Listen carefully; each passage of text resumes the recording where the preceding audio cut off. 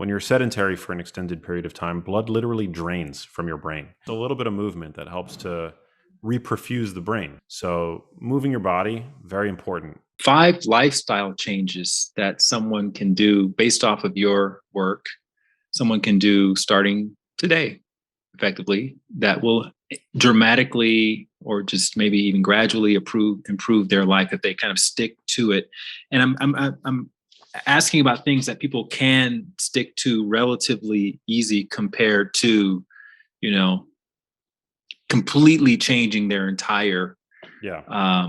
their entire life. Like going, people probably aren't going to go from being plant-based to eating meat today, but what's something they can do or anyone can do lifestyle wise? It doesn't have to be diet either. It could be like sunlight or mouth taping or something like that.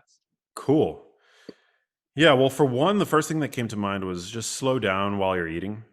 Hmm. I think this is a really important one, and something that became increasingly clear to me was something that was beneficial as I was writing Genius Kitchen. When you digestion begins in your mouth, Hmm. and a lot of the most valuable compounds in foods sometimes take a little bit of time to be developed, I guess you could say. For example, when we chew vegetables like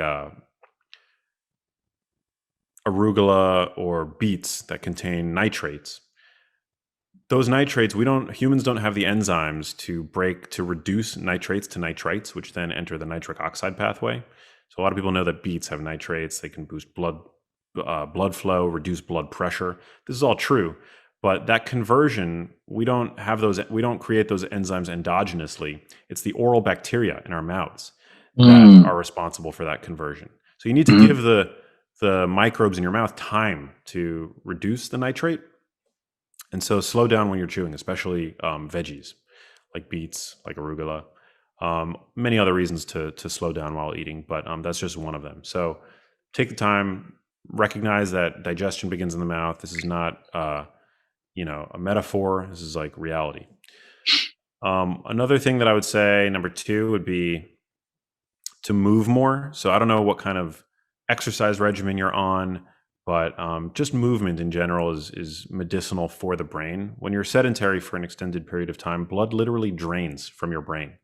And just a Mm. little bit of movement that helps to reperfuse the brain. Your body acts like a pump. There was a study Mhm. a couple of years ago that found that just being submerged underwater with your head out, the pressure on your body caused an increase in blood flow to the brain. So moving your body, very important with regard Even to walking is even good for. even walking. Yeah, I mean walking is Mhm. great. I mean we say even walking like it's like this like minimally viable effort, but it really is like, I mean, we're engineered to walk, humans. So Mhm. walk Mhm. more.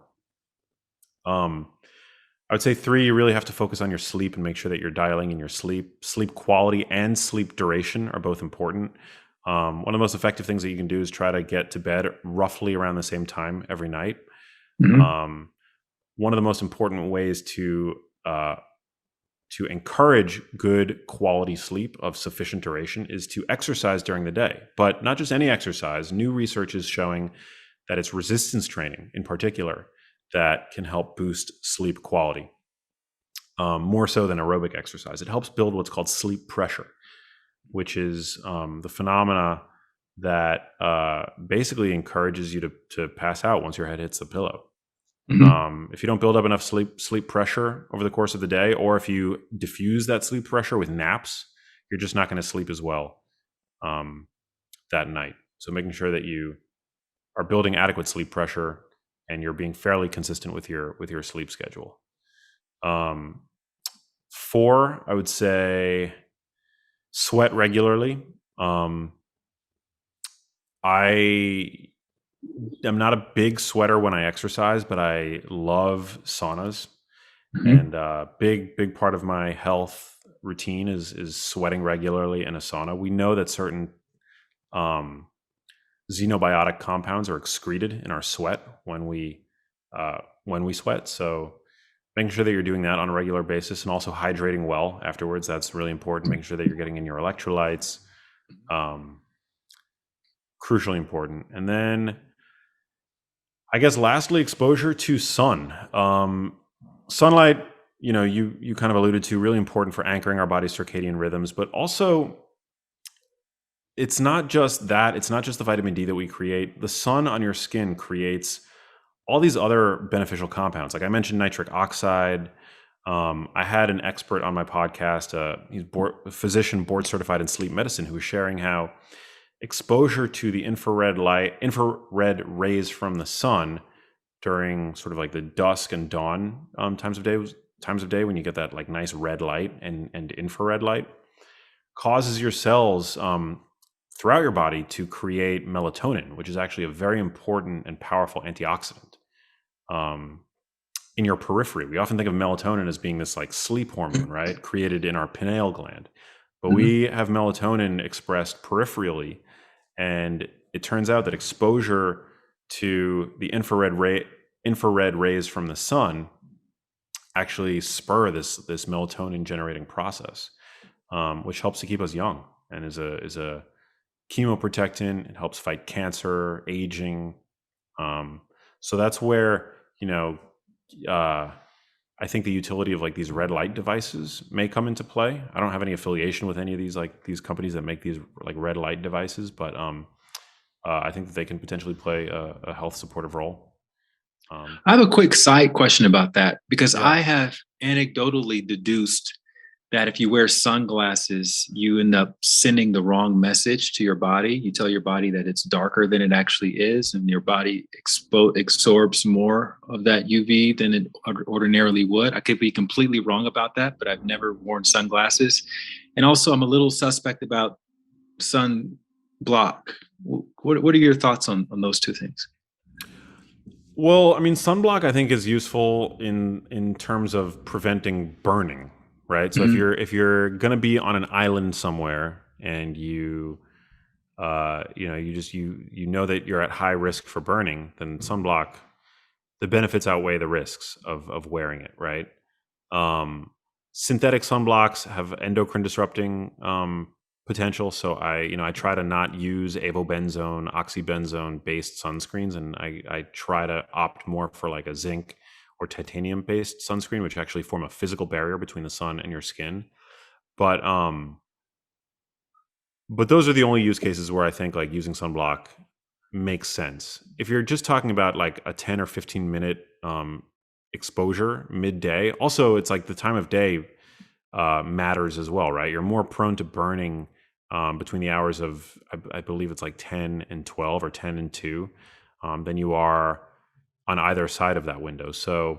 Um, so yeah, so I think it's important to actually get sun on your skin. Super important. Also, the darker your complexion, the more prone you are going to be to vitamin D deficiency. So people have different different tolerances for the sun. People who are older might need to spend more time in the sun. People who are more overweight need to spend more time in the sun. Um, somebody with Nordic genes, right? Like very, very pale skin, they could be in and out of the sun in 5 minutes and likely generate a lot more vitamin D than somebody who's more tan, um, for example. So, And sunglasses, you're a fan of those? I mean, short wavelength blue light does have it does generate free radicals in the eye. So I don't think you want like the same way that that chronic exposure of the sun on the skin can lead to photoaging. You Mhm. can have the same effect in your eyes. So if you're working outside all day, um, once or twice, no big deal. But if it's a chronic thing, I think you want to make sure that you're getting in your ambient sun exposure in through your eyes in the first portion of the day, so the morning. But I think that there's probably no harm and probably a little bit of benefit to wearing sunglasses, like especially if you're out for an extended period of time in the latter end of the day. After Mm. about 2 p.m., I would take off my sunglasses, to make sure that the red and infrared rays from the sun are getting into your eyes. But like midday, I don't think that there's anything wrong with wearing sunglasses to prevent like UVB exposure to your eyes. I want my listeners to to kind of understand your process a little bit more, because you have, as an author and as an influencer, you've kind of taken a you kind of have blazed really path based on how you've come to be this sort of, I don't know, do you have any official degrees in like nutrition or anything like that, or are you kind of I don't. armchair? No, no, no. Yeah, I'm. I mean, I but you're started. one of the most foremost authorities right now on nutrition, and you're Well, not afraid of picking a fight. I'm not. No, Well, you know what? I think I've never been much of a credentialist, and I don't have a very strong authority bias. And I feel like these are values that were instilled in me by my mother, um, to really take the reins of a topic when it's something that you're passionate about. And I mean, I'm passionate about. I can count on one hand the number of things that I really love in this life, and health science, nutrition, longevity is one of them. And yeah, I think it's a testament to the fact that we live in this amazing time where technology has democratized knowledge for so many of us. And granted, I think I have an aptitude for what it is that I do, and I'm mission driven, and I'm passionate about the topic because I saw chronic disease up close and personal with my mom, and that's part of my origin story. But yeah, no, I don't. I never misrepresent myself. I'm not a PhD. I'm not a medical doctor. I'm here to provide information and communicate health science to the best of my ability. And I feel pretty confident that I've done a good job thus far. I think that something that's very important to me is to be responsible with how I communicate this stuff, and um, to be clear about any biases that I might have. And to acknowledge where sort of the science ends and my own sort of opinion and perspective begins. And so I think that that's what people kind of like get and appreciate. Hmm. Talk a little bit about your origin story. Just give us the Cliff Note version of how you started on all of this. Yeah, we went deep the last time. I remember you. We did. Yeah, you asked. We're all in University of Miami. And, yeah. Yeah. I remember that interview quite fondly. Yeah, so I started my college career as a pre-med student. I was on the pre-med track. I had always been passionate about health science for as long as I can remember. Beginning at the age of 16, I developed an interest in bodybuilding and fitness science and stuff like that, and that was like a very personal passion. But I would always like kind of recognize that in my social life, people would always ask me health questions like, I was a student, like an undergrad, and people would nonetheless come to me for my sort of opinion and perspective on things, which I thought was really interesting. I mean, I guess that's neither here nor there, but all that is to say is that, perhaps I had a penchant for communicating truths, an intuition about health and fitness at that point. So I started college with the intention of going to medical school, but then halfway through college, I realized that, well, two things. One, that I was creative. I love storytelling. I love creativity. I love art, cinema and music in particular. And then the other thing is that my academic record was really never that strong. I got A's in the classes that I was passionate about, like the sciences. But then I would get D's in classes that were the classes that kids would typically take to get the easy A's in. It's just that my brain is sort of like a light switch. Like I'm either obsessively passionate or passionately obsessed about a topic, or I'm not interested at all and I just can't focus on it. So that led to a fairly mediocre grade point average at University of Miami, which is where I went to school. And I ended up pivoting and doing a double major in film and psychology because I loved, again, creativity. And I think I was seduced by a professor that I had there, who was like a motion pictures professor. And I did that, led to me getting a job in journalism when I graduated from college, a dream job where I was on TV in 100 million homes. And I was a presenter there. I got to cover topics that were both heavy and light. Wonderful, wonderful opportunity. And 6 years into that job in my personal life, it was then that my mom got sick, and she developed the earliest symptoms of what would ultimately be diagnosed as a rare form of dementia called Lewy body dementia, which is akin to both having Parkinson's disease and Alzheimer's disease at the same time. And that was like a singularity in my life, a point of no return, where I became Fixated, I guess, on trying to understand why this would have happened to her. I mean, I loved my mom. I love my mom to death, and seeing her, a woman who is so vital and vibrant and full of energy and youth, succumb to this condition that I think a lot of people consider to be an old person's condition, was something that I just wasn't willing to sit idly by and merely observe. Um, and I was a lay person at the time, but I think that the way that I was raised compelled me to step in, and I started going with my mom to doctor's appointments, and I was met in every instance with what I've come to call diagnose and adios. A doctor would run a battery of strange tests, write a new prescription for my mom, and ultimately send us on our way. And so I had this background as a journalist. I had the confidence to go into the medical literature and to start doing my own research.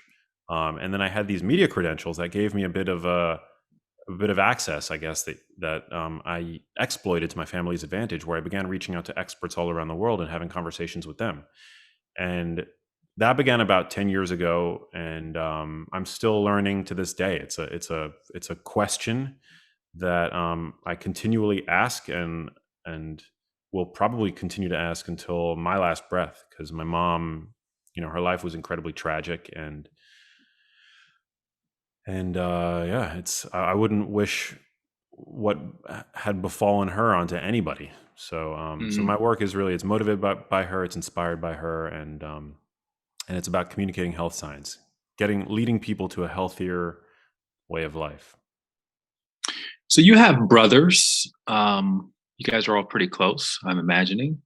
Are you the only one that kind of really took this on as almost a career, or your other brothers also doing? Were they inspired in some way to step up and learn more about health and wellness as a result of your mom? Yeah, they weren't they certainly helped, but they were not super helpful at first, in Mhm. the sort of fog of war that we were in when we were trying to figure out what the hell's going on with mom. I mean, they're younger than me, so they were more they were in the more nascent stages of their careers, so that required a lot of focus and what have you. And so they weren't very helpful back then. Nobody was really there to help my mom other than me. Uh, and so that was really the role that I took upon myself to embody. Later on in my mom's disease, my brothers definitely stepped in, and especially during her final months, those were the most stressful months of my life, and we were all there for one another, and it was, I'm incredibly grateful for them, and they helped in other ways. Like, they don't, we all have different skill sets. So my youngest brother, he's more of like a financial genius, so he was like helping. My mom had all these like crazy complex like financial structure that my brother like helped to rein in, and um we were all helping manage like the stress of like, we were dealing with my mom's partner at the time, who, you know I mean, in retrospect, he was doing what he thought to be he was proceeding in accordance with how he thought he should proceed, but that was very stressful for me and my brothers. And so, yeah, it was like a really potent support network that we had for one another. Yeah, I just actually interviewed someone else who is still caregiving with for her mother who has dementia, and she said one of the things she discovered was that dementia is the most expensive illness that someone can have. Was that your experience as well?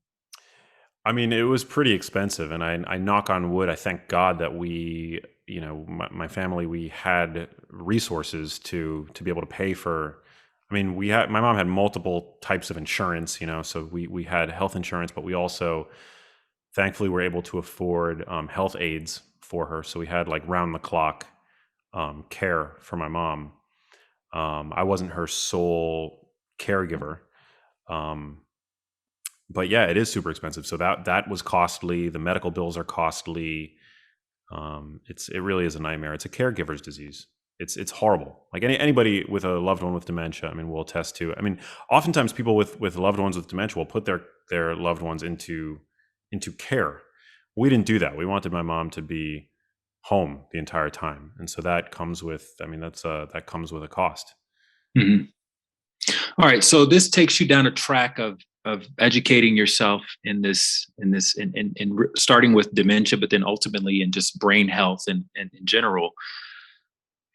Talk about reading the literature. Like if someone's listening to this and maybe they're experiencing something and they want to start to do their own research and not take the doctor's word for everything, what are some of the sort of industry biases that you discovered early on when you were first starting to study the literature and maybe even cross-reference things with other sources?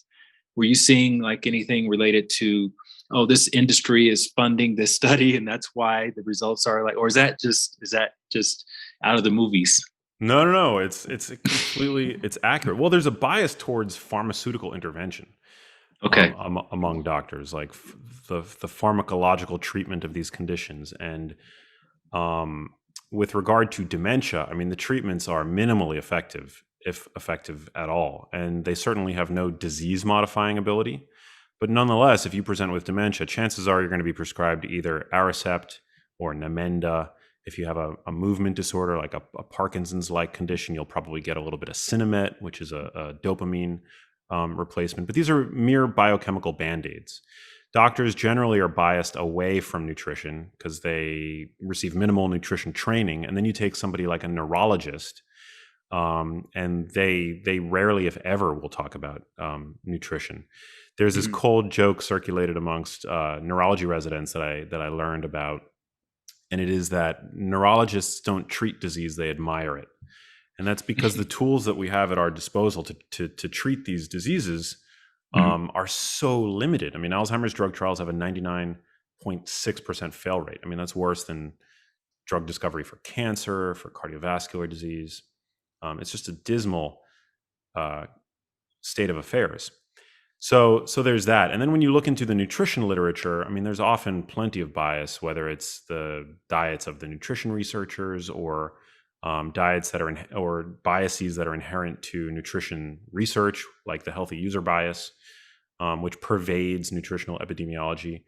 And that is essentially like, I mean, the best example that I can offer is, well, meat. Meat often is associated with worse health outcomes because people who consume meat in this country, especially and particularly processed meat, consume more fast food. They're more sedentary. They're more likely to smoke, et cetera. And then you take so that's healthy user bias, right? It's like it's not necessarily that we know with certainty that the meat is causing these worse off health outcomes. It's that there's all these other lifestyle factors that are associated with eating meat that are confounding, that serve as confounding variables, right?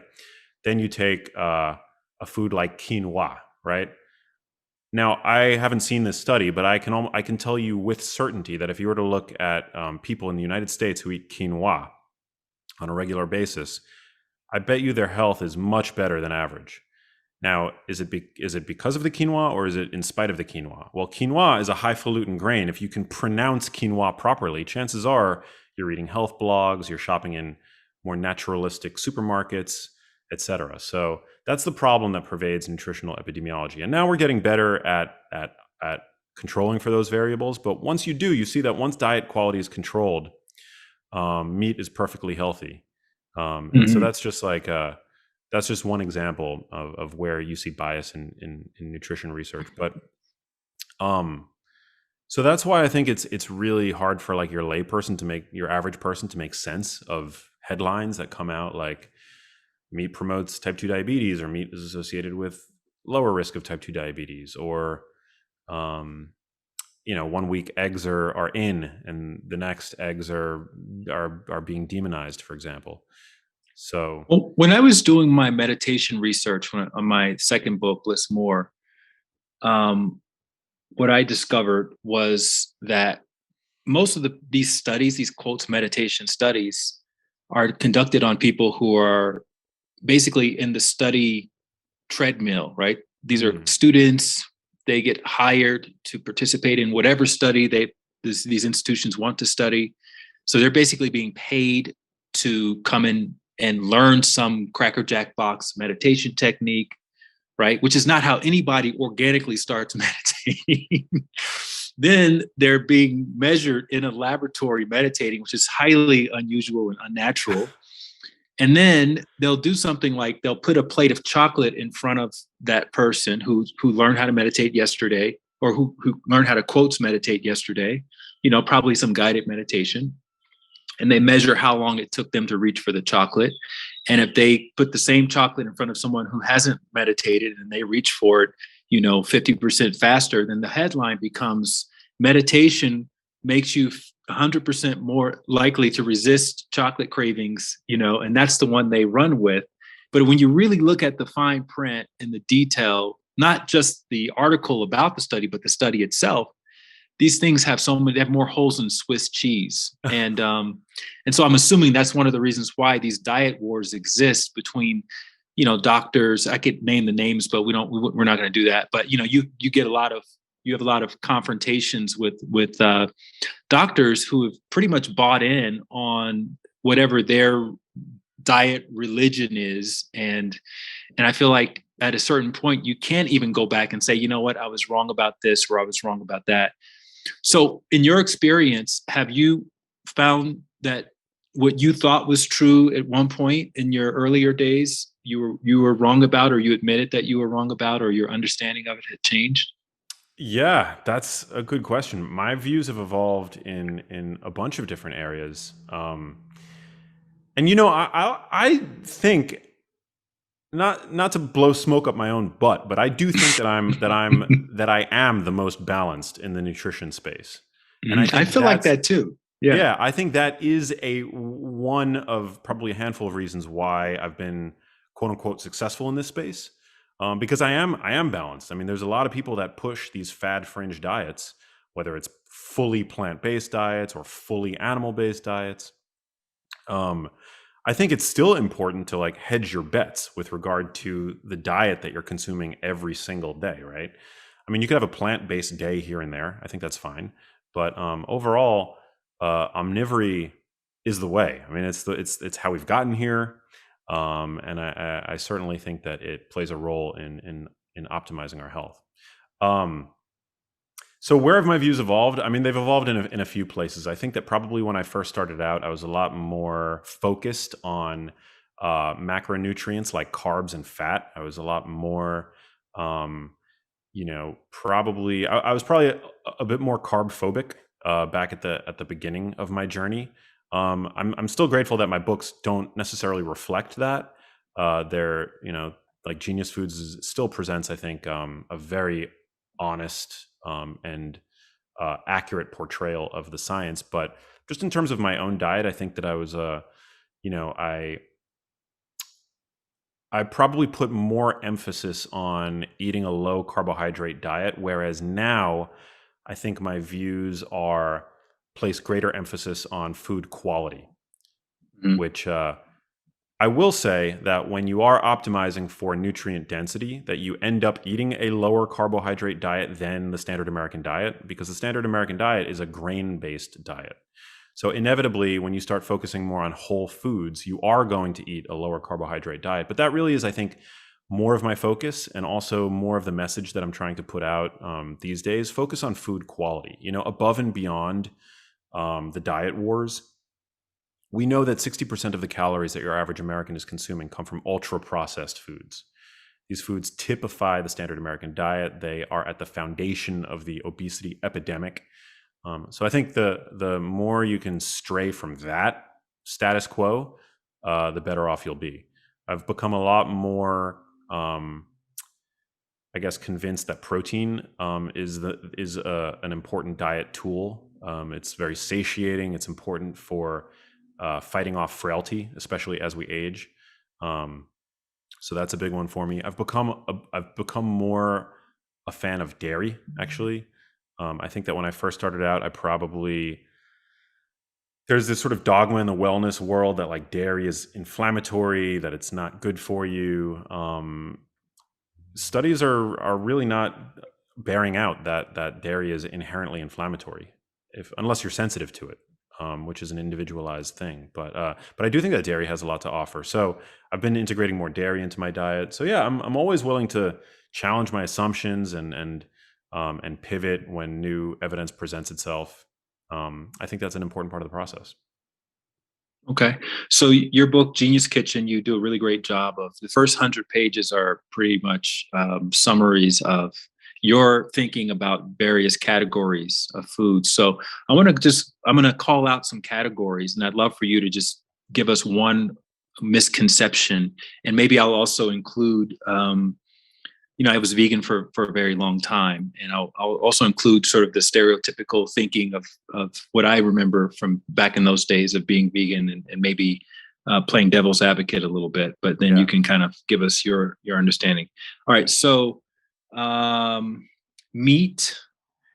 Obviously, a lot of people think meat is whatever whatever you're thinking about protein is. Meat is bad for the environment because they spend so much water and irrigation on meat, and if we were to all agree to stop eating meat, then the world we'd be able to make a positive impact in climate change. Yeah. Well, so here's where I guess I have to disclose my bias. My bias is for human health. Hmm. My bias is not necessarily for environmental health. It's not necessarily for animal welfare. That is not to say that I don't care about those causes. I do care about those causes. So you might say, well, Max, he's an asshole. He doesn't care about the environment. He doesn't care about animal welfare. No, I care about those things, but my priority is human health. And I say that coming from a place of experiencing profound sickness. And that is that, what I went through with my mom. And so for me, the only thing that matters in terms of my investigation into foods and what I promote is this food going to help improve your health? Is it going to help you feel better? Is it going to help buy you additional months, years, or decades of healthy life? That's what I'm most interested in. And if we can do good by the environment at the same time, then that's beautiful. That's amazing. And thankfully, we know that by voting with our wallet for the system that we'd like to see, we can help usher in that system. I don't believe that opting out entirely of, for example, animal agriculture is the way to change that system. Some people might think otherwise. We've had to scale up our animal agriculture and aquaculture dramatically over the last 100 years to feed a growing population. Mistakes have been made. The feedlot industry is abominable. It's terrible in the way that they treat animals, in how it affects the local and global ecosystems. But I think that by using your money to vote for the system that you'd like to see, again, you can help usher it in. And I'm convinced that animal products play a role in an optimized diet. So again, that's my priority. That's what I'm most interested in the preservation and optimization of human health. What about the argument about saturated fats from consuming meat and the plaque buildup in your arteries and things like that? And again, I'm not a scientist. I'm just all Yeah. kind of hearsay in the vegetarian community. Yeah, so a saturated fat is not a saturated fat. A carb is not a carb. Protein is not necessarily protein. Certain saturated fatty acids actually have a neutral effect on lipids, like your LDL cholesterol. Hmm. Others do have a more significant effect um, in terms of their ability to raise LDL cholesterol. Now, if you are pounding butter, coconut oil, and products like that, and you're causing an undue elevation of your LDL cholesterol, I think that we should maybe take a step back. And also the likelihood of those fats to do that is going to ultimately depend on your genes, your overall dietary, the context in which they're being consumed. But it's safe to say that butter, coconut oil will raise your LDL. And those fats are not very nutrient dense foods. So if you're concerned about heart disease, if you're prone to hypercholesterolemia, I would say minimize those foods. In fact, I recently saw a 22% drop in my LDL levels by relegating butter from a daily, something that we consume daily, to an occasional indulgence, along with a few other things that we could talk about. When it comes to foods like red meat, I think that the benefits outweigh the risks in terms of the nutrition that you're getting from those foods, right? I don't think you could say the same thing for butter. I don't think that you can say the same thing for coconut oil. But red meat is a pristine source of protein. It's a highly bioavailable source of zinc, of vitamin B12, of vitamin E, creatine, which we know supports brain energy metabolism. And a cow that's been grass finished is going to have higher levels of stearic acid, which is one of these saturated fatty acids that actually has a neutral effect on your lipids and possibly even a beneficial effect on your overall health. You're going to see higher levels of that. You're going to see lower levels of fat, total fat, and saturated fat overall. So with every food, there are going to be benefits and risks, and everybody's going to have a different sort of response to those foods, right? Like I might digest raw vegetables really well, and they might upset your stomach. So everybody's different. But again, with regard to red meat, I think that the benefits outweigh the risks, and whatever saturated fat you're getting when you consume red meat, I think that's fine. Every natural source of fat is going to contain some proportion of saturated fat. So to be afraid of this single nutrient doesn't make any sense, certainly not from an evolutionary standpoint, and particularly in the context of whole food. So when it comes to genetic differences, are those differences based on region? So, for instance, people from sub-Saharan Africa have this certain genetic disposition versus people from Scandinavia region of the world, or is it more localized than that, where you can have people from the same region, 5 people from the same region, and 2 of them are lactose intolerant, and the other 3 are, have celiac Yeah, intolerance? it varies region to region, gender to gender. Mhm. It's and I'm certainly not an expert in nutrigenomics, and we're just at the very tip of the iceberg in understanding the ways that our genes interact with our food environment. But probably the one gene that I am most well versed in is the ApoE4 allele, and I carry one copy of that. About 1 in 4 people carry a variant of that allele, and that makes me prone to hypercholesterolemia. So I'm prone probably to having higher levels of LDL. It makes me more likely, in the context of the standard American diet, to develop cardiovascular disease, Alzheimer's disease. But again, I'm of the stance that maybe a food like butter, which we know can drive up LDL levels. And I'd also like to make the distinction between butter and other forms of dairy fat, which is sort of down another rabbit hole. But butter in particular can raise LDL, um, and and it's not the most nutrient dense food. It's just like a fat, and it's also a man made food, right? Like cream Mhm. is made by nature, milk is made by nature, butter is something that humans have made, right? So I think it's important to understand that distinction. But something like red meat or even fatty fish, which again, all natural fat containing foods are going to contain some proportion of saturated fat. They all contain saturated fats. The benefits for my genotype of eating those foods, I think, outweigh any risks.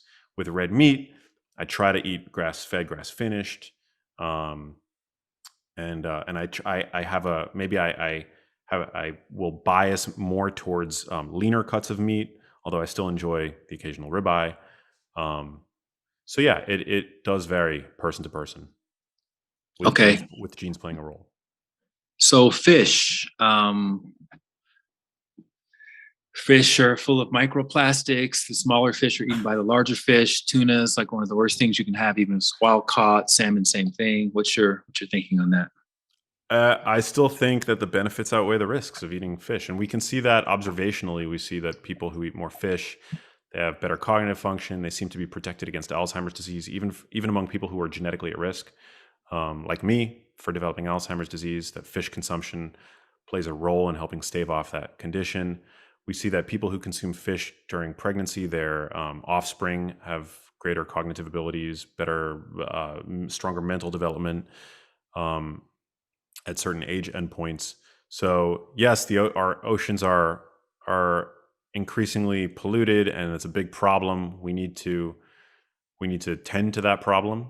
Mm. Um, but it's also true that the benefits of eating fish still outweigh any risks. I mean, fatty fish is a rich source of highly bioavailable omega-3 fatty acids, DHA fat and EPA fat, to be specific. and also a great protein source. And I mean, you can eat fish like sardines, which are highly sustainable. They're plentiful. They're a staple in the Mediterranean diet, and yeah, really feel good about it. Feel safe. Feel like you're not costing the environment anything. Also, supermarkets, major supermarkets are becoming increasingly responsible with how they source fish. I had a great, you'd be a good guest for your podcast as well. His name is Barton Seaver. He's a sustainable seafood expert. 80% of the fish that we consume in the US these days are coming from sustainable fishery, according to him. Um, so it's a good question, but again, benefits outweigh the risks. So when you see labels in the grocery store, even in places like Whole Foods, and it says sustainably caught, I heard there was some controversy around that because people are mislabeling things or making you think it's one thing, but it's something else. Yeah, as far as I know, supermarkets are really leading the charge, and then we have regions like Alaska and Norway really getting better with regard to the farming practices of these fish, and then with wild caught fish, I think there's always the risk that you're going to, I forget the term, but it's like you cross catch or you catch a species that you're not intending on catching. But they're getting better about eliminating that potential. And also when you opt for these like smaller fish like sardines, salmon is another good example. They're doing it. They tend to be doing it in more sustainable ways. I'm not a sustainable seafood expert by any stretch, but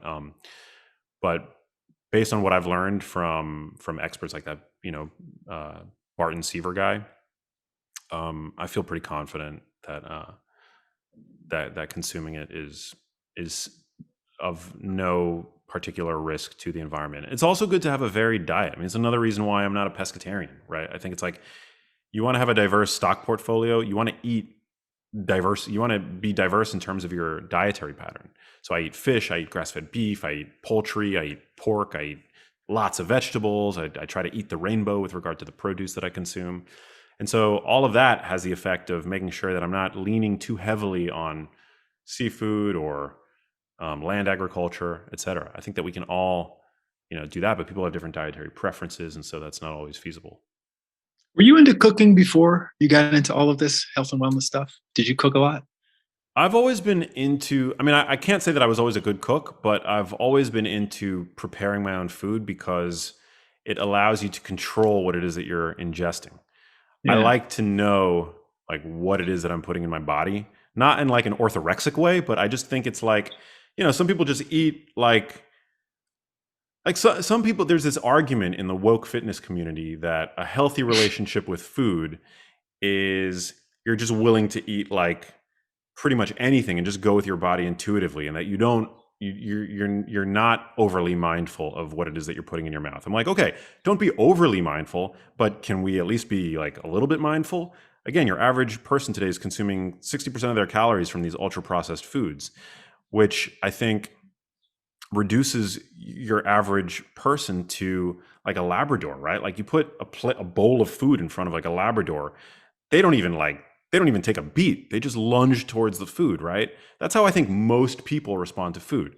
I've always been different with that. I've always, I've always appreciated knowing what it is that I'm putting in my body. Like, is there going to be cheese on this dish? Is this going to be a gluten containing dish? Like, I think too often people just kind of like order and eat and buy food mindlessly. That's never been my style. So, even Einstein was said to be absent-minded. He would lock his keys out all the time and forget where he put his luggage and all of that. What's the difference in being absent-minded and having early stage, some sort of brain degenerative disorder? How would you Ooh, know? that's a good question. Well, one thing they say is if you forget where your keys are, that's normal. If you forget what your keys are for, Hmm. that's the point where you should maybe go make an appointment with the neurologist. Mhm. I think we tend to know. Usually, it's the people around us that perceive it first. So being Um, absent-minded is not a bad thing then, in no, no, terms of no, brain health. no, no, no, That's no, kind of no. normal. Even you're a Yeah, bit absent-minded sometimes. sometimes, yeah. People have personality quirks. People get overly focused. People have different um, different capacities in terms of their like focus and attention. Like my younger brother, brilliant, you know, he's a computer programmer, but he's very absent-minded. He's when he's like involved in his like programming world, his house could be burning down. Like he could have left the stove on, the cat could be in the oven. It's like he's solely focused on his work. So people are different. You know, we all have different personalities. So it's important to not to accept those and embrace those differences in our personalities. But usually, if there's a change, that's when you want to. Like Einstein was probably always like that. My brother has always been like that. My brain has Right. always worked the way that it's worked. If there's a change, that's when you want to go see the neurologist. And it's not always indicative of a form of dementia. I'll add. Sometimes there are medical reasons that somebody might experience a change to their cognitive function. You could be dehydrated. You could have, maybe a sluggish thyroid. You could, maybe you're depressed. Depression can sometimes mimic signs of dementia. It's called a pseudo dementia. So not all changes in terms of one's cognition are related to dementia, but always helpful uh, to go and if you think that there's been a change, to go and get checked out by your PCP. So if you go to a PCP or neurologist and they give you dietary recommendations, should you take that with a grain of salt and cross-reference it with something else? Or, I mean, how thorough are these dietary recommendations based on your understanding of brain health? Yeah, I don't. Again, most medical doctors are not adequately trained when it comes to nutrition, and that's fine. They have enough on their plate, so I'm not admonishing doctors for their lack of nutrition expertise. I I'm sure there are some great dietitians out there, but still, I think that the current nutrition guidelines and the way that nutrition is practiced in this country leave a lot to be desired. I think health literacy and nutrition literacy is something that we've outsourced, right? Like Mm-hmm. we aspire to see nutritionists or dietitians, and it's something that I think we all should know a little bit more about. And that's one of the reasons why I do what I do, because I think that health literacy is something that we should all have, like spiritual literacy, right? Like financial literacy. We live in the era of specialization, and that's come at a cost. We are no longer self-sufficient, and I think that's a big problem. So Let's say somebody hears this and they turn into a big Max Lugavere fan. They go and they tell their vegan friends or whoever, "Hey, I'm doing what Max Lugavere says to do." What do your haters and your detractors say about you, and what's your rebuttal? I mean, I feel like my only haters are, if I have haters, I mean, usually they're of the plant-based community. Mm-hmm. There are some people that I really admire in the plant-based community, but I think the problem is, and you kind of alluded to this, is that people tend to make their diets their religions and their identity, and that's a big problem, because when you come along and you uh, talk, especially in a credible way, um, about a diet that may be better than this diet that so and so has adopted as their identity, as their sort of religious fundamentalist belief, then it's like you're threatening their identity. And so those are the kinds of people that tend to come out after me, and it's fine. I get it. Like I understand that, like, talking about nutrition sometimes is akin to arguing about religion. Like Mm-hmm. that's 100% what it is. Like most of these people, they're not going to change their minds, right? So so it's fine. So I don't really I try not to engage and get too emotionally wrapped up in it. Uh and also, like, I like to remind them that I'm pro plant. Like I'm not the enemy. I'm trying to get people off of ultra processed foods. Like I'm not a carnivore dieter, right? I don't promote the carnivore diet. I promote a very balanced diet, inclusive of both animal products and plant products. So I honestly think the reason why I seem to get so much vitriol from that community is because they're the most threatened by me, because I present the most, um, I guess, the most compelling and convincing argument against plant exclusive diets. Mm-hmm. You know, we have a friend. You know Troy Casey, right? I don't know if I know that person. The certified health nut. Oh, do I? Anyway, yeah, you probably have come across some of his stuff on social media, but he's got this book called Ripped at 50, and he's Mhm. super into, everything wellness. And he says, look, if you're talking about health and wellness, first of all, take your shirt off. Let's see what we're actually talking about. Okay. Because you can't be seriously talking about this stuff if you're not actually embodying it. And you posted something the other day, which actually was one of the inspirations for me inviting you back on the podcast. You posted your lab work Yeah. on your Instagram. And that's really what we're talking about. Doesn't matter what you believe. Let's see what your labs actually say based on what you've been eating. And it inspired me to go back, because I got some lab work done with Dr. Paradis a couple of years ago, and it made me go back, and because I didn't really look at it that closely. I just, everything was kind of in the good to moderate range. I was a little bit low in, I was average in omega-3 fatty acids. So I said, okay, I got to eat more salmon and olives and walnuts and stuff like that. But is that something that you would recommend that everybody do? And if so, what do they need to ask for to get their to see what's actually happening inside of their body? Yeah. Well, I think I was having this conversation with Drew Pruitt.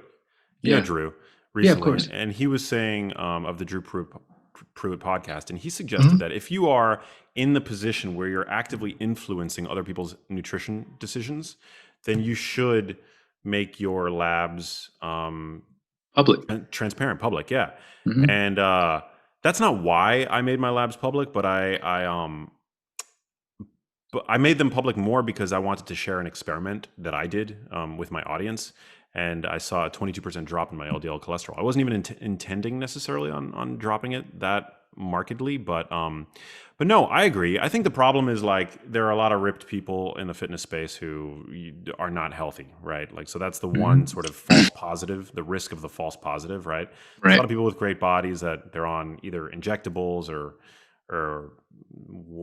peptides, whatever, and don't actually, you can't necessarily use how somebody looks as their credential. But I do think that if there's discordance, if you don't look good, or if your labs are super crazy, then like what's going on? Like, are you not practicing what you preach? Are you not walking the walk?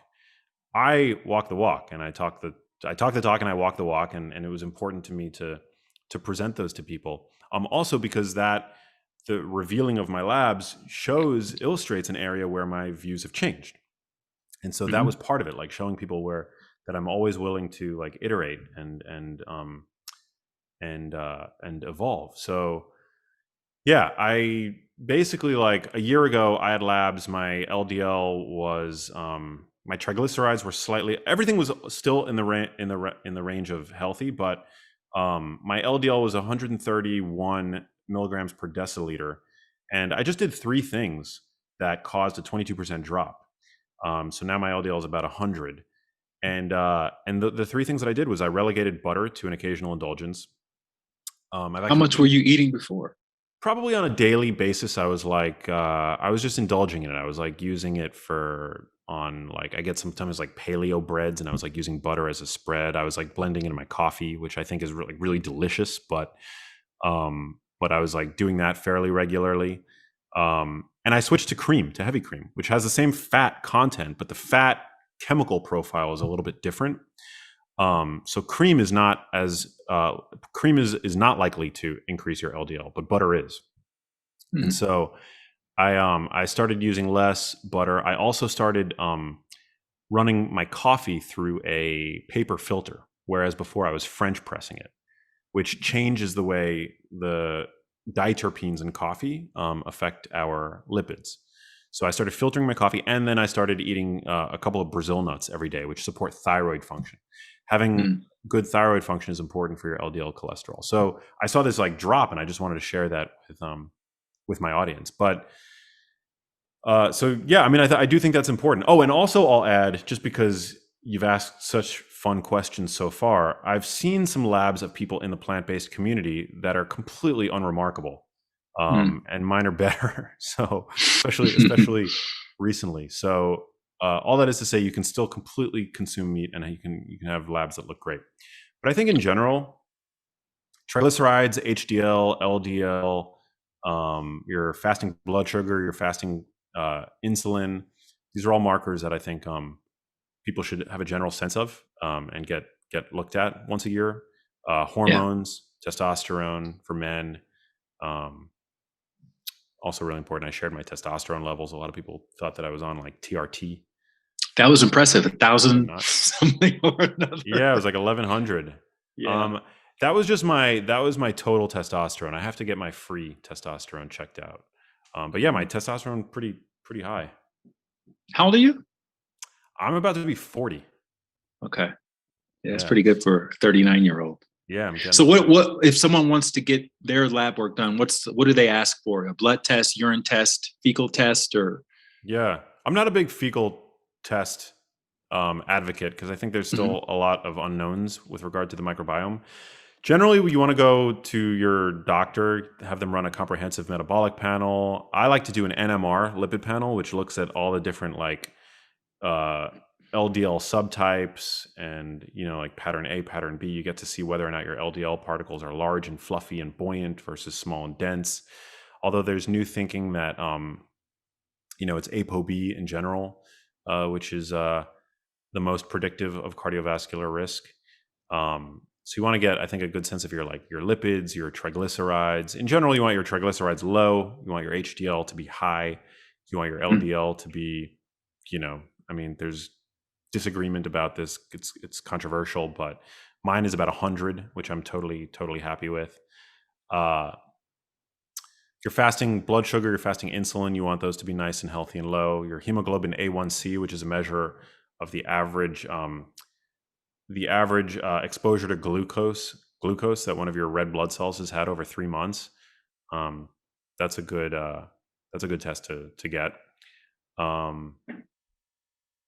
And then yeah, like thyroid panel, important, because even mild hypothyroidism can lead to an increase in LDL and also slower metabolism, etc. So those are all just sort of like the basics.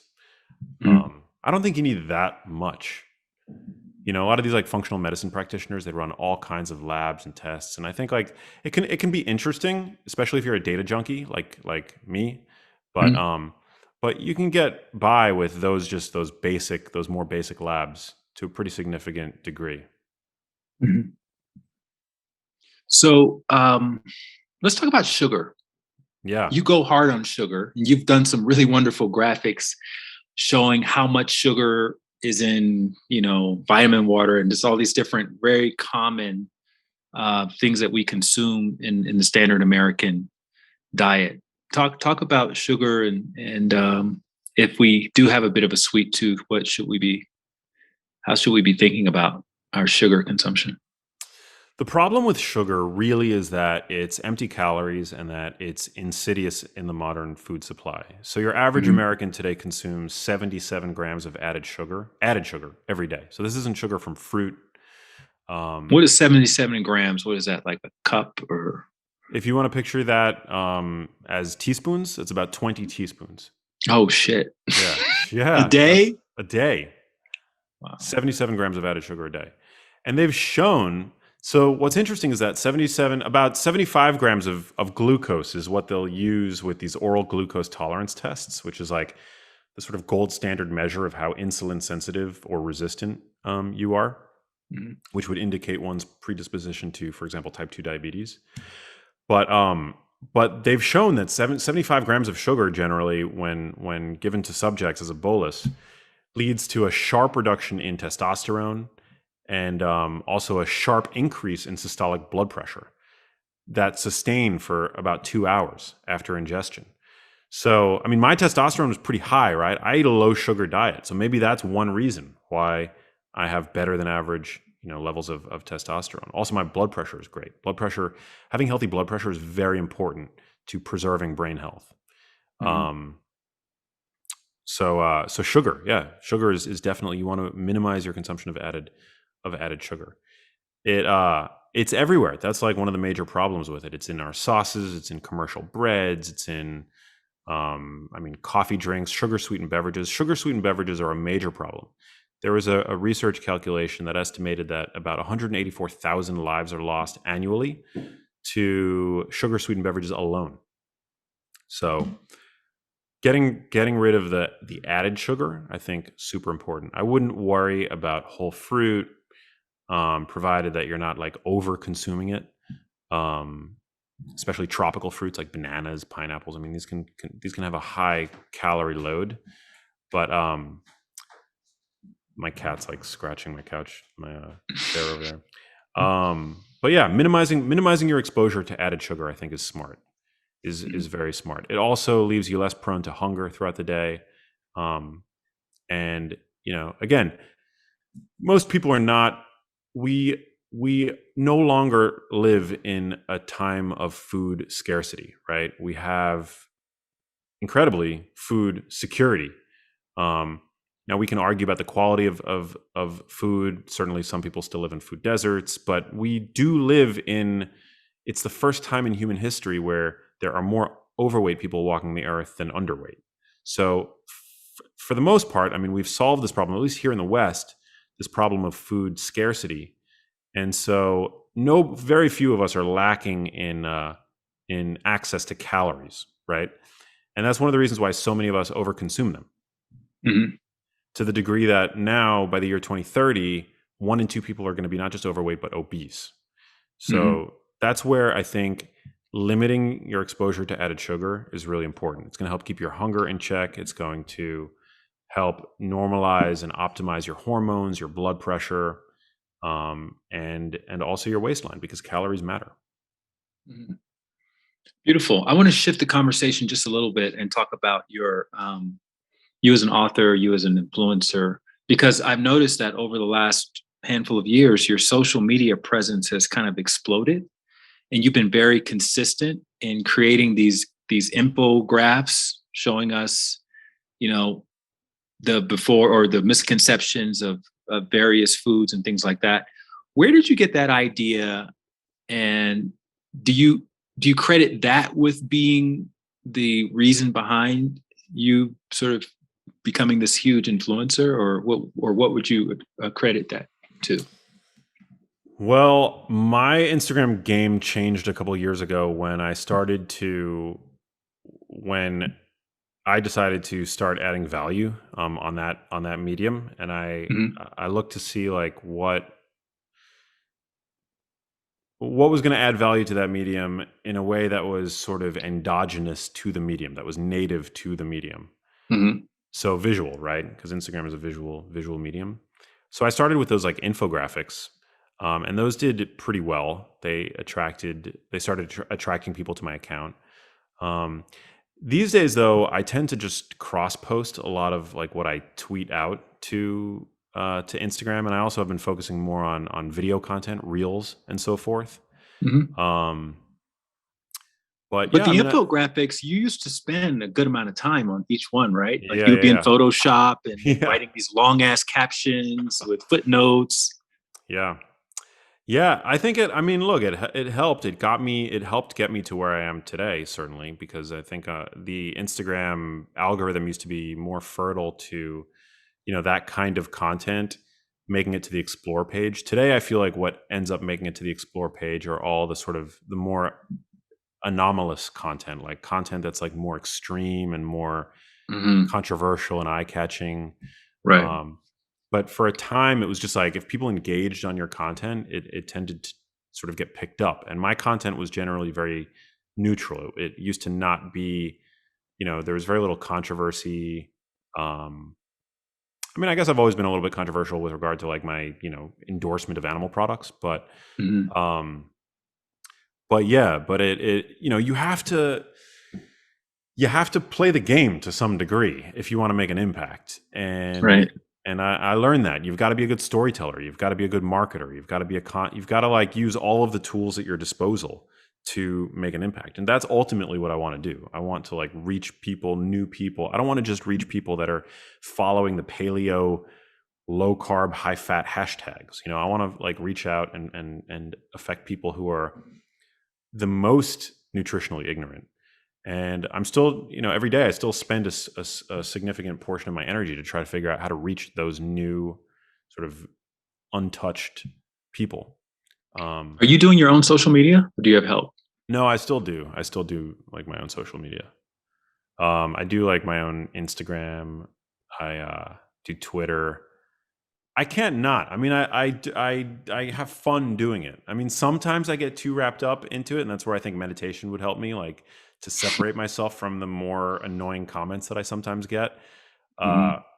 because I sometimes I can't help myself, but like go in on the comments when You're somebody's all like, in the comments, man. I yeah, have taken on a zero comment policy, or for people who are being disagreeable. But you're all in, and you're defending your stance. And have you learned anything, or has that kind of evolved over the years?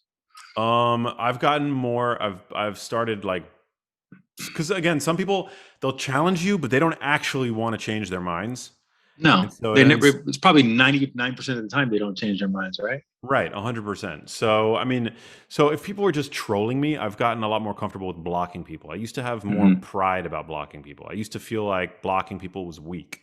If I'm Hmm. like this, if I'm a strong person that I should be able to like take the heat, right? But some people are just annoying. Some people are literally they're just there to trigger you. I'm willing to have a debate, to have a conversation, but I will happily block people who annoy me. Hmm. Um, and so yeah, so I've gotten a lot more like amenable to hitting the block button. But I would say that for the most part, people are great on social media. Like people generally have embraced like my ideas, my content, um, and I'm not averse to occasionally being challenged. I'm certainly not. Like I appreciate it as long Hmm. as the person on the other side is willing to have a good faith discussion. Because I feel like Hmm. the majority of the time they're not actually willing to change their mind.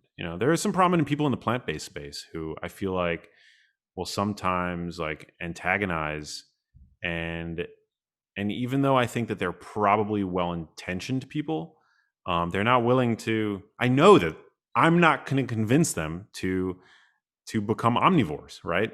So so I've stopped engaging like at this point with those people. It's just a complete waste of time and energy. Hmm. So you're in your third book in this genius brand, and the other two have been bestsellers. Are they both New York Times bestsellers? No, just Genius Foods. The second book Okay, came out March 2020, so the timing was terrible. It right. still became a national bestseller, so it's still. But I don't attach myself to those labels, but yeah, it's just Why Genius do you Foods. suppose your books have done so well, though, with all of the other diet books on the market, and books about food and that kind of thing? What do you think your secret sauce is? I think it's that I'm the goat. No, I don't know. Um, I think that like we live in a time where have people are becoming a lot more privy to uh sort of the churn of like diet books and diet trends. And I think that what I bring to the space is a much more authentic voice. It's not a Hmm. perfect voice. I don't like, I'm not perfect, but I think people know that my intentions are good, that I've dedicated my life to this cause, and that I'm not really just out trying to make a quick buck. That like I'm happy to be able to do what I do to make a living, but that that my heart is in it and that my intentions are really to help my readers achieve a greater vision of life, of what's possible with regard to their health. The other thing about writing these kinds of books is because I write like these kind of self-help books. I don't have any footnotes, but you have to be. Your field is like a landmine. Like if you cite one wrong thing, Yeah. people will use that to discredit the entire thing. So you have to be really diligent and tenacious when it comes to the preparation, the research, and presenting the information in a way that is not contradicting, I guess, whatever the latest science is saying about. Because the Yeah. science also changes on a moment to moment basis as well. Yeah, it does. I mean, there's certainly room for mistakes to be made. I mean, nobody's perfect, right? Like, uh, show me one single diet book that hasn't construed the science in some way to push an agenda, right? Some of the top health and wellness books, um, the most famous household name like health and wellness books are guilty of this. So Mhm. it's I think it's common, but I think that, like, again, it's like people generally know my intentions. They know that I'm not some kind of like activist, first, health author second. Like I'm really interested in investigating this idea of what the optimal biologically appropriate human diet is. And and so I do the best that I can. And like science is fallible, I'm fallible. I know I express to people I'm not an expert in all areas. Like I have sort of my lane, and that's where we were talking about sustainable seafood earlier, right? I was very clear that I don't know everything about like seafood aquaculture, but there are some areas where I feel like my knowledge has really sort of like my research and investigation has really gone quite deep, and so that's what I tend to write about, like those areas. I also don't Is talk it? about something unless I know about it. That's another thing. Mhm. Is there anything about writing a cookbook that surprised you, or that's like different from writing just a regular book that people who've even written books before wouldn't know? It's super fun. It's a lot less emotionally taxing to write a cookbook. Mm. Writing my other books was emotionally very draining, especially my second book. Hmm. My second book, I wrote the bulk of it during the final months of my mom's life, and trying to like focus on a book at that point during that time was really really hard to do. But a cookbook, it's a lot more creative. You work with a photographer. The book is a lot more visual. Because it's a cookbook, you don't feel the necessity to like go into the weeds so much with regard to the science. um, I mean, I do have, as you mentioned, the first 100 pages are sort of a kitchen and wellness guide, breaking apart like all the different food categories, and I still have a scientific reference section in the back, but no, it's a lot more fun. It's a lot more creative. Promoting it so far has been very fun. Doing a lot of like reels and creating recipes um, on TV shows and things like that. That's all been really great. And also, it's like it's very fulfilling knowing that people are going to be picking up the book, making delicious dishes for themselves and their families, because that's really where the rubber hits the road with regard to nutrition. We don't Hmm. consume single isolated nutrients. We consume food. We've co-evolved with our food. And so yeah, making helping people realize that health food doesn't have to taste like health food, that it can be shockingly delicious. Hmm. That's sort of my mission with the new book. So you're single, right? Yeah. And Why does this always come up? and you obviously, have dated and met people and stuff like that. What's your, if for people who are kind of like they have their health routines and their protocols, how do you approach introducing your potential partners to like the way you eat or the way you tape your mouth at night? Or do you kind of do the thin edge of the wedge, or do you just kind of hit them with it all right off the bat? Slow chewing, they don't use mouthwash and all that stuff. I think that so for me, I guess the challenge is I don't really like to drink very much, but Hmm. like alcohol, but I don't like to I think it's I don't like to like reveal that to a girl that I'm dating right away, because I think that especially in LA that could send the message that you're like boring or something. Hmm. Hmm. So that's something that I kind of like withhold for like a That's few your dirty dates. little secret, is that you Yeah. don't drink. Yeah. I drink a little bit. It's just that I don't drink, on the first date I'll have like a glass of wine or something, but Right, I'm not like slamming tequila. Like right, I right, right. just I can't afford the hangovers at this point, and also alcohol doesn't always serve me. Like sometimes I think it plays an additive effect. Like I love some on occasion enjoying a glass of wine or what have you, but I really don't feel like I need it anymore at this point. Mhm, For like I just it's not something that I it's not even on my radar really, and I know it's not good for you. It's a carcinogen. It's like a mhm, neurotoxin. mhm, Um, but I still will enjoy a good glass of wine on occasion. And so like I'll usually like on dates, like I'll have a glass or two, but then usually it'll come out. I'll have to share at some point that, like, I don't really like to drink like multiple. I have something to tell you. I don't Yeah. really drink. Oh It's kind of gosh. funny, actually. I've never like said that out loud, but I feel like everything else is pretty reasonable, though. I'm not like, I'm not like Ben Greenfield. I'm not like over the top biohacker or like, um, I feel like my life is pretty reasonable. I have like certain dietary preferences, but even in restaurants, like I'm able to kind of work around them fairly easily without being too obsessed. My sleep routine is pretty intense, I guess you could say, and so that's like another area where like it takes, I guess, a little bit of getting used to, especially when I'm sharing the bed. Mhm. Um, I like to sleep with a pillow on top of my head for one, so Hmm. that kind of, um, that's like not the most social way to sleep, I guess you could say. But other than that, I think I'm pretty reasonable. Light. Could you date someone who's plant based? I don't think so. I don't think so. I wouldn't enjoy it as much because I like food too much, and I like sharing food and culinary experiences, and I like cooking. So I don't think that I would long term be able to date somebody who's plant based. No. Okay, beautiful. Yeah. And then the word on the street is you've been in therapy for the last year. Yeah. How's I've been that? in. How's that? It's been good. It's been really good.